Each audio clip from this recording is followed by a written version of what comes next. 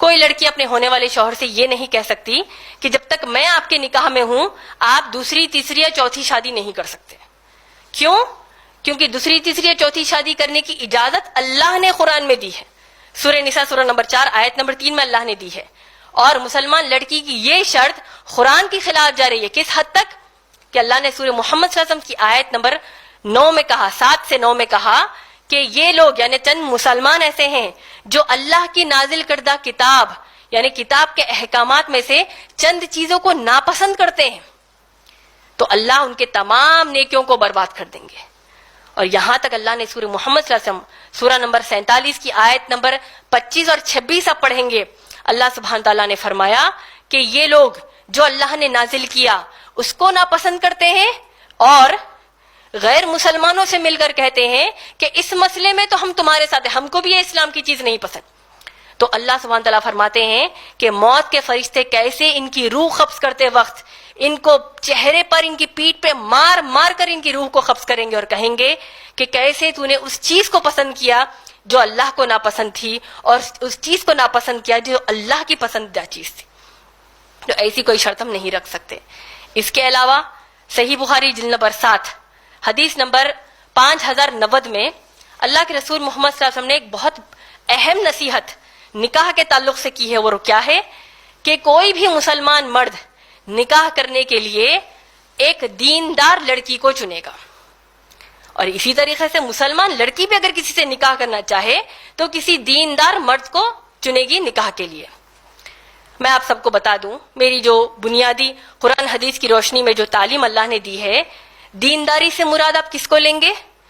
اس کو آپ بنیادی طور پر معاملت داری سے لیں گے. یعنی ہونے والا آپ کا جو شوہر ہے کیا وہ اپنے ماں باپ کے حقوق ادا کرتا ہے کہ نہیں، اس کے ساتھ ساتھ دوسرے رشتہ داروں کا حق ادا کرتا ہے کہ نہیں، حلال کماتا ہے کہ نہیں، اسی طریقے سے وہ خیرات و صدقات کرتا ہے کہ نہیں، رہن سہن میں سادگی پسند ہے یا نہیں. یہ معلومات کریے، نہ کہ یہ معلوم کریے کہ کتنا کماتا ہے، کون سے جہنمی ہیرو کی طرح لگتا ہے، کتنی پراپرٹیاں ہیں. اس کو ترجیح نہ دیجیے. تو ایک بنیادی بات آپ سب کو بتانی تھی. اس کے علاوہ آپ دیکھیے اللہ کے رسول محمد صلی اللہ علیہ وسلم نے جو مہر کے تعلق سے ہم کو بتایا ہے کہ مسلمان عورت کو جو مہر جو اس پر فرض کیا گیا ہے کہ اس کا حق ہے لینا، لیکن ہم کو قرآن حدیث کی تعلیمات سے یہ سکھایا جاتا ہے کہ آپ مہر کو اتنا بڑا چڑھا کر مت لیجئے کہ رشتہ قائم ہونے کے لیے مشکل پیش آ جائے. یہ بھی ایک چیز ضروری تھی. میری تقریر کے دوران جیسے میں نے نکاح کے تعلق سے ولی کی موجودگی کا ذکر کیا تھا، اس میں ایک چیز کو واضح کرنا چاہتی ہوں. وہ یہ ہے کہ ولی قرآن اور حدیث کی روشنی میں اگر کوئی کہے کہ صرف باپ ہوگا لڑکی کا تو یہ بات غلط ہوگی. ولی اس کا باپ ہوگا ٹھیک ہے، لیکن صرف باپ ہونا کہنا یہ قرآن حدیث کی تعلیم سے ہم کو کوئی دلیل نہیں ملتی.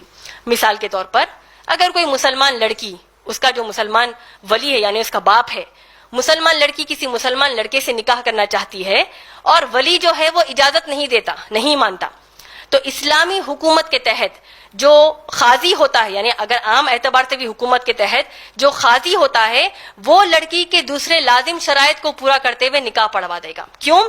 کیونکہ اسلام میں لڑکی کی مرضی جو ہے وہ زیادہ اہم ہے بنسبت ولی کی موجودگی کے. یہ ایک بات بھی آپ کو بتا دینا چاہتی ہوں.